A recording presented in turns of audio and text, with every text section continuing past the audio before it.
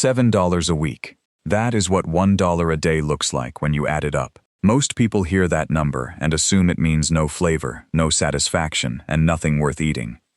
But in the kind of kitchen I grew up around, $7 was not poverty food. It was the plan. The skill was knowing what to buy and what to do with it. My name is Samuel Miller. I was raised in a plain farming community in Lancaster County, Pennsylvania, where dried beans were not a last resort. They were the foundation. Bread came from flour, water, salt, and thyme, not from a plastic sleeve. Meat was something you stretched, not something you built every meal around. Today I want to show you exactly what that looks like, what to buy, how to cook it, and how to turn a small pile of groceries into real food that a family will actually sit down and eat. We are going to start with flour. A 10-pound bag of all-purpose flour is one of the most reliable purchases you can make when money is tight. Out of that one bag, you can produce 13 loaves of bread, real bread, crusty on the outside, soft inside, for a cost that works out to just under 40 cents per loaf. The cheapest loaf on a grocery shelf right now runs between $1 and $1.40 for something that goes stale by day 2. Flour gives you options. A loaf from the store gives you bread once. The method I use does not require any special tools and does not require you to need anything. 4 ingredients: a bowl, a spoon, and the willingness to let time do the work. 3 cups of flour go into the bowl first. Add 1 teaspoon of salt and half a teaspoon of dry yeast, the kind that comes in a 3-pack at the store for just over $1. Enough for more loaves than most families can finish in a week. Pour in 1½ cups of warm water. Warm means comfortable on your hand, not hot. Stir it with a spoon until it just comes together. The dough will be wet and sticky, and that is exactly right. Cover the bowl and set it on the counter for anywhere from 4 to 12 hours, depending on how warm your kitchen runs. What you are waiting for is the dough to rise, fill with bubbles, and come alive. When it is ready, preheat the oven to 450 degrees. Pour the dough into a parchment-lined loaf pan and set a second pan upside down on top as a lid. That lid traps steam, and that steam is what builds the crust. 30 minutes in a hot oven. When you pull the lid off, what is underneath will not look like something that cost 37 cents. Let it cool for at least 20 minutes before cutting. The inside is still setting as it cools. Cut too early and you lose the texture. Slice it thin for sandwiches. Tear it thick to go alongside soup. Toast it in the morning with an egg on top. A plain kitchen learns early that bread is not just bread. It is the base of 4 or 5 different meals, and it costs almost nothing to produce. Breakfast is where a lot of tight budgets quietly fall apart. Not because breakfast ingredients are expensive by nature, but because the habit of reaching for a box of cereal or something already made adds up faster than most people notice. A box of cold cereal at a grocery store today is rarely under $3 and does not hold anyone very long. Oatmeal from a large bag is one of the better deals on the shelf, and I would not tell you to skip it. But there is another option that tends to catch people off guard the first time they hear it. 1 box of corn muffin mix, the basic off-brand kind, less than $1, and 1 ripe banana can make 4 full breakfasts. The banana replaces the egg and the milk. Mash it into the dry mix, pour it into a pan, and bake it at 400 degrees just as the box says. What comes out is moist, naturally sweet, and filling in a way that cold cereal rarely manages. The whole pan runs somewhere between 1,100 and 1,200 calories, which means real fuel for the price of 2 ingredients that together cost less than a single bowl of name-brand cereal. The other breakfast that has never needed improving is an egg on toast. A dozen eggs, even at today's prices, and the cheapest loaf of bread on the shelf can cover a week of mornings for well under 50 cents a day. 1 egg, 2 pieces of bread, a little salt. If there is a piece of leftover cheese in the refrigerator, it becomes something worth looking forward to. Hot, fast, protein and fat that holds until lunch. A careful kitchen does not make breakfast complicated. It makes breakfast consistent. Now we come to the center of everything. If there is one pair of ingredients that has carried more plain families through more difficult stretches than almost anything else, it is dried beans and rice.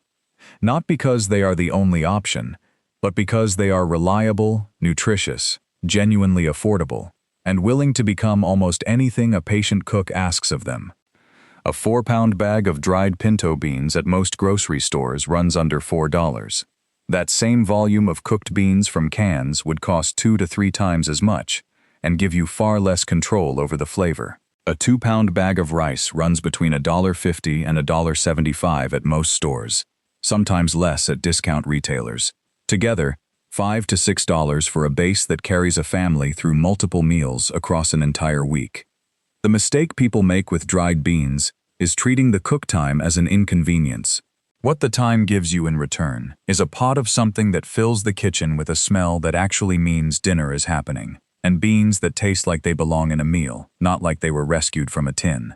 Here is the method. Take about 1/3 of the bag and soak it in cold water overnight. In the morning, drain and rinse them. What you will see surprises most people who have only ever used canned. The beans have nearly doubled in size. That is the volume you are getting for your money. Put them in your pot. A pressure cooker, a slow cooker, or a regular pot on the stove. All of them work. Cover with water until there is about 1 inch sitting above the beans. Add roughly 1/4 cup of powdered chicken bouillon and 1.5 teaspoons of seasoned salt. That is the entire seasoning list. Those two things, combined with the starchy broth the beans create as they cook, produce something that does not announce its budget. It tastes like something made on purpose, slowly, on a Saturday afternoon. A pressure cooker will have them done in 45 minutes with a natural release. On the stove, plan for 2 hours at a low simmer with the lid on, checking the water level a couple of times. In a slow cooker, 6 to 8 hours on low. Do not discard the broth when they are finished. The broth is part of the meal. What you do with it next is where the cooking begins. The first full meal out of that pot is a chicken tortilla soup. And it is the kind of dish that makes people check whether there is a restaurant nearby when they first smell it from another room. Start with a pot and a base of chicken broth. If you have a carton, use it. If you have powdered bouillon, that works too. It is cheaper and nearly as effective in a soup. Add half an onion, 1 or 2 cloves of fresh garlic, and a generous scoop of the cooked pinto beans and their broth. For the chicken, boneless thighs are almost always cheaper per pound than breast meat and more forgiving to cook. Season them simply, a light coat of taco seasoning and a drizzle of oil. Cook them however your kitchen allows. Grilled over flame if you have the option, seared in a pan, baked in the oven, cooked in a slow cooker and pulled apart. All of them work, and any of them can carry this soup. Slice or shred the cooked chicken and add it to the pot. Seasoning: half a teaspoon of cumin, half a teaspoon of chili powder, a careful pinch of cayenne depending on who is eating, and a squeeze of lime if one is available. Stir it together, put the lid on, and let it sit at medium-low heat for 20 to 30 minutes. Everything in the pot is already cooked. You are not waiting for ingredients to be done. You are waiting for the individual flavors to stop being separate things and become a single thing. Taste before serving. Adjust the salt. A little more lime if it needs brightness. Serve with torn pieces of homemade bread, a handful of crackers, or tortilla chips if the budget allows. A bit of shredded cheese on top changes the presentation without changing the cost by much. This soup feeds a family of 4 comfortably, and the leftovers taste better the next day than they did when it was first made. That gap between what a meal costs to produce and what it feels like to eat is where cooking skill lives. The second full meal out of that same bag of beans goes in a different direction, and it is worth taking your time with. Dominican rice and beans is a dish that has fed generations of families on some of the most modest ingredient lists imaginable, and it is one of those recipes where understanding the technique matters more than following exact measurements. The version here is a household adaptation, something tasted, reconstructed, cooked, often enough to become its own thing. That is how most of the best recipes in simple kitchens come to exist. Start with a warm pan and enough oil to coat the bottom. Onion, garlic, and bell pepper go in first. Fresh peppers if you have them. Frozen peppers chopped from a sale or a garden surplus work just as well in a cooked dish.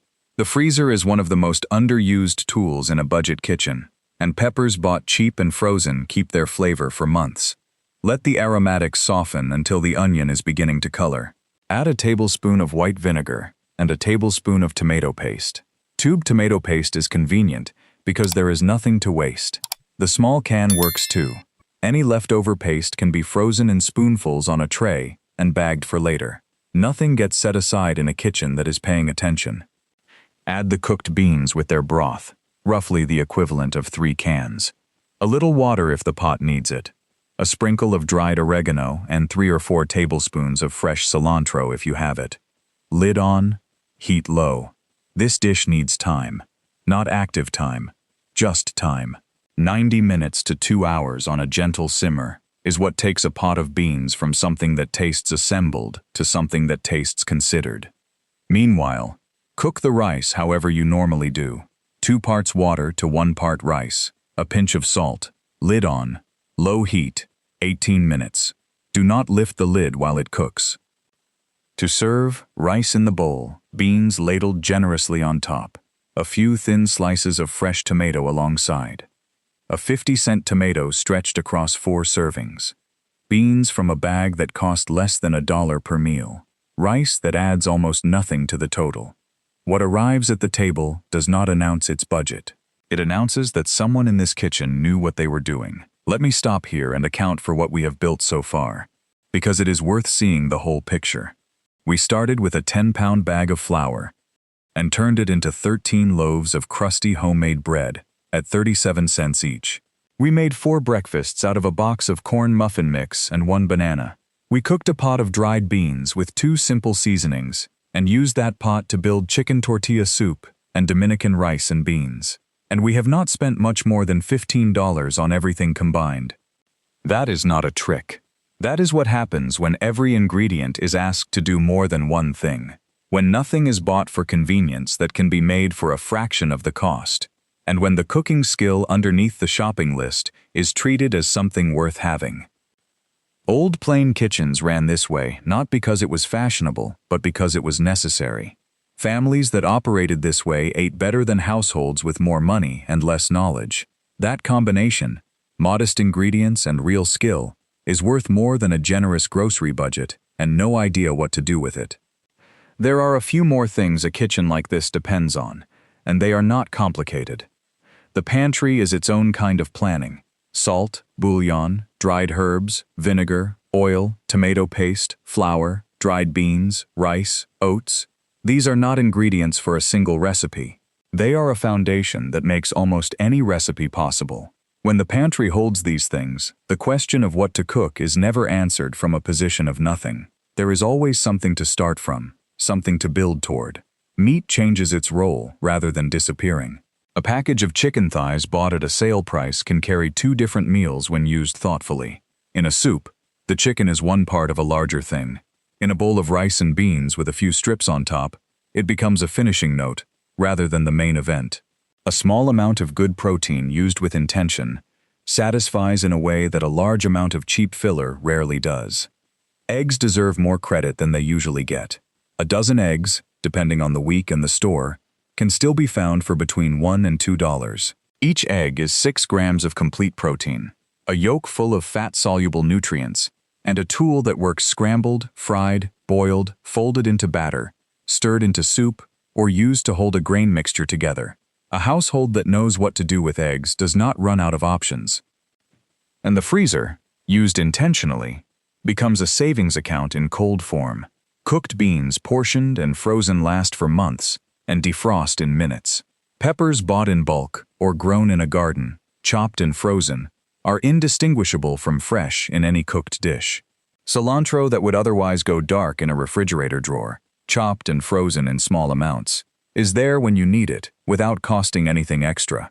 The discipline of not letting the freezer become a storage problem, keeping it organized, rotating what goes in, is a small habit that pays back steadily. There is one more thing I want to show you from that pot of pinto beans, because people almost always use the beans in only one way, and leave the rest of the value sitting there. Refried beans are not a restaurant product, or something that requires a can and a label. They come directly from the beans you already cooked, and they take about 10 minutes to make. Heat a small amount of oil in a pan over medium heat. Add a little minced garlic if you have it, and let it soften for a minute. Not brown, just warm and fragrant. Scoop in a portion of the cooked beans along with some of their broth. Mash them with a fork or the back of a spoon as they heat, adding broth a little at a time until the texture is what you want. Some people want them almost smooth. Some want them chunky and rough. Both are right. Season with salt at the end and taste before you serve. What you have now is a spread that goes on the homemade bread in the morning, fills a tortilla at lunch, goes alongside scrambled eggs, or becomes the base layer of a simple tostada with whatever is in the refrigerator on top. A handful of shredded cheese, a few slices of tomato, a little hot sauce, things that cost almost nothing individually. Turn a portion of mashed beans into something that looks like dinner. The bean pot that started as a budget staple has now produced 4 different meals across the week, and it cost less than $4 to make the whole thing. That is the arithmetic of a careful kitchen, not counting every penny, but making sure every dollar earns its place at the table. The week, when it is planned this way, has a shape to it that makes the cooking feel less like a daily scramble and more like a system. Monday or Tuesday, you cook the beans. That one pot runs for 2 or 3 days. The soup is one meal. The rice and beans is another. The refried beans carry a few breakfasts or lunches without any additional work. Meanwhile, a batch of no-knead bread dough started on Sunday night is ready to bake Monday morning, and that loaf serves the family for 3 or 4 days of sandwiches, toast, and soup-side bread. Midweek, the oats come out for breakfast on the days when the corn muffin pan is gone, and something warm and filling is needed before the day starts. A pot of oats takes 5 minutes and costs almost nothing. It is not exciting, but it is reliable, and a reliable breakfast is worth more than an exciting one when the week is already demanding. By Thursday or Friday, what is left in the pot and the refrigerator becomes its own meal. Rice mixed with leftover beans and a fried egg on top. Bread toasted under the broiler with a scrape of refried beans and whatever is nearby. The tail end of the soup reheated with a new addition. A little more broth, a pinch more seasoning, so it does not feel like the 4th encounter with the same bowl. A simple kitchen does not fight leftovers. It expects them. The whole week is built so that what remains on Friday was already considered on Monday, not discovered by accident and eaten reluctantly. Now, let me say something honest about the number in the title, because I think it is worth being straight about. Eating on exactly $1 a day, $7 for an entire week, is possible for short periods, with a pantry base already built, and a willingness to cook from scratch 3 times a day without exception. But it does not leave room for much variety, and over weeks and months, it does not provide the range of nutrients that a body needs to function well. The skills demonstrated here are built on that principle, but they are aimed at something slightly more sustainable. A budget of $10 to $15 a week for one person, or $30 to $50 for a family of 4, built around the same foundations.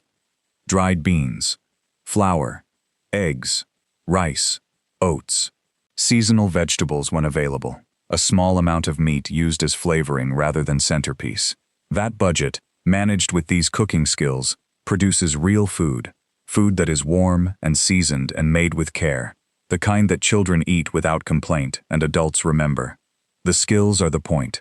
The budget is simply the proof that the skills work. What surprises most people the first time they cook this way seriously is not how little money it takes. It is how good the food tastes. Beans cooked from scratch with bouillon and seasoned salt taste better than beans from a can. Bread made at home from 4 ingredients tastes better than bread from a plastic sleeve. Chicken tortilla soup built from a pot of homemade beans and a handful of spices tastes better than something from a drive-thru and costs a small fraction of what it would cost to buy it. That gap between the assumption that cheap food must feel like deprivation and the reality of what a skilled kitchen can produce is what old plain households understood that modern convenience has quietly made people forget. The convenience is real. The cost of that convenience is real too. You pay for the time someone else spent on your behalf, and over years that payment adds up to a number most households would be startled to see written down. A careful kitchen does not ask you to give up good food. It asks you to be the one who makes it. The skills that make this possible, making bread, cooking dried beans, building soup from broth and aromatics, seasoning simply and tasting as you go, are not difficult. They feel unfamiliar to people who did not grow up watching them practiced, but they are learnable in a single afternoon. Once you have made this bread twice, you will make it for the rest of your life. Once you have cooked a pot of beans from scratch and tasted what they become, you will not reach for the can the same way again. Once you have watched a single bag of dried beans become 3 or 4 full meals, the arithmetic of a tight grocery budget stops feeling like a punishment and starts feeling like a skill worth having. The old plain kitchen was not smarter because it had more equipment or more money. It was smarter because it paid attention. It treated food as something to be thought about, not just purchased. It understood that the work done on Monday morning, soaking the beans, starting the bread dough, checking what was already in the pantry, was the same work that put dinner on the table on Wednesday night, without anyone having to scramble. There is a reason these habits survived, not because the people who had them liked doing things the hard way, because the people who had them ate well, wasted less, and went to bed on Friday with something left over for Saturday. Tell me in the comments what food disappears fastest in your kitchen before you get to use it. Is it herbs going dark in the refrigerator drawer? Bread going moldy before the loaf is finished? A bag of rice or beans that has been in the pantry so long you stopped seeing it? And if your mother or grandmother had a habit for stretching a meal, something she did without thinking, without looking it up, without calling it a method, write it down here. Those small household practices disappear when no one says them out loud. Next time, I want to show you what a plain kitchen does at the end of the week. How the things left in the refrigerator and the pantry, the ones that look like almost nothing on their own, can be brought together into something that does not feel like a leftover at all. It is one of the most useful skills in this kind of cooking, and it is the one that turns a good week into a complete one.